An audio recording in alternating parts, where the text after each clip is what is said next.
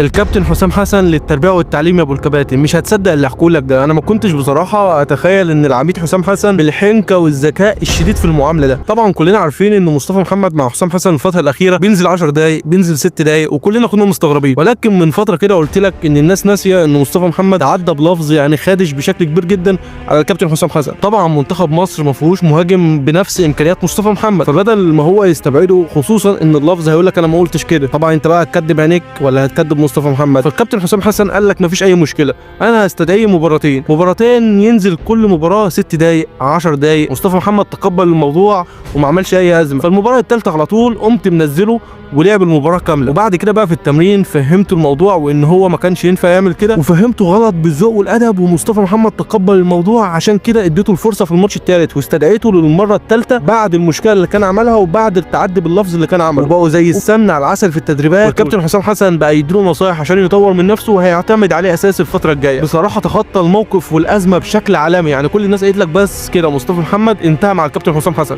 استغربنا ان هو بيستدعيه، قلنا طب بيستدعيه ليه طالما مش هيخليه يشارك؟ ولكن طلع عنده ذكاء غير طبيعي، وقعدوا على الدكه لمده معسكرين، ولما لقاه محترم وتقبل الموضوع انتهى بالنسبه للكابتن حسام حسن وخلاه يلعب اساسي، وبقى الموضوع زي ما انت شايف قدامك كده سمنه على العسل. بصراحه العميد طلع جامد جدا بصراحه.